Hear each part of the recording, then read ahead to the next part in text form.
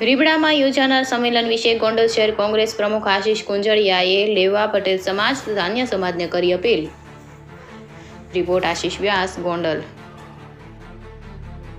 હું આશીષ કુંજળિયા, ગોંડલ શહેર કોંગ્રેસ પ્રમુખના દરજ્જે ગોંડલ શહેર અને તાલુકાના પ્રજા ચોક આ સંદેશ દ્વારા એક અપીલ કરું છું કે તારીખ 22/12/2023ના રોજ રીબડા મુકામે જે સંમેલન યોજાનારું છે, આ સંમેલનથી ગોંડલ શહેર તથા તાલુકાના લેવા પટેલ તથા અન્ય સમાજને ગેરમાર્ગે દોરવાનો આ પ્રયાસ છે।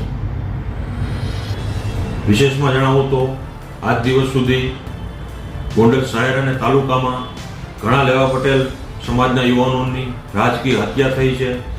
તે પછી આજ દિવસ સુધી ઘણા સમય પછી પણ લેવા પટેલ સમાજ શાંતિથી જીવી રહ્યો છે અને પોતાનો ધંધો અને વ્યવસાય શાંતિથી કરી રહ્યો છે।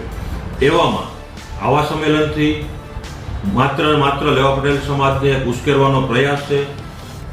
આનો ભોગ માત્ર લેવા પટેલ સમાજ જ બનવાનો છે। જો સંમેલન જ યોજવું હોય તો ડુંગળીની નિકાસબંધી દૂર કરવા માટે યોજવું જોઈએ।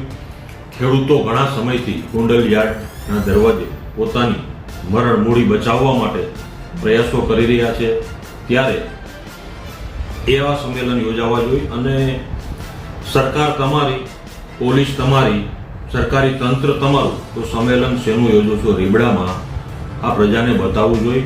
અને આ જયરાજસિંહ છેલ્લા 10 વર્ષ ધારાસભ્ય જે રીબડાના ખોળામાં બેસીને બનેલા હતા એ લેવા પટેલ સમાજ સારી રીતે જાણે છે। હવે જ્યારે સમાજના અમુક આગેવાનો આવા સંમેલનને ટેકો આપી રહ્યા છે, તે માત્ર પોતાની રાજકીય જમીન બચાવવા માટે અને ચાપલૂસી કરવા માટે ટેકો આપી રહ્યા છે। આ સંમેલનથી સામાન્ય પ્રજાને કોઈ લાભ થવાનો નથી અને લેવા પટેલ સમાજે પોતાની લડાઈ પોતાની રીતે જ લડવાની રહેશે। કારણ કે આ જયરાજસિંહ જાડેજા પોતે અનેક બોડીગાર્ડો વચ્ચે ઘેરાયેલા હોય છે, જે પોતે પોતાની રક્ષા કરવા માટે સક્ષમ નથી, તે તમારી રક્ષા શું કરવાના હતા?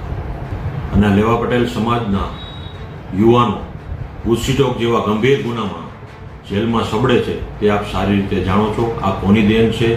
અને થોડા સમય પહેલા જ ગોંડલના લેવા પટેલ સમાજના 2 યુવાનોને જયરાજસિંહના માણસો દ્વારા જ મારવામાં આવ્યો હતો। આ જયરાજસિંહ જાડેજાને રીબડાના અનુરુદ્ધસિંહ જાડેજા સાથે કોઈ પણ પર્સનલ વાંધો કે તકરાર હોય તો તે સમજી લે છે। આમાં લેવા પટેલ સમાજના કોઈ વ્યક્તિએ ભોગ કે હાથો બનવાની જરૂર નથી અને લેવા પટેલ સમાજ પાસે લેવા પટેલ સમાજના ઘણા સક્ષમ આગેવાનો અને નેતા છે, જે સમાજની સતત ચિંતા કરી રહ્યા છે।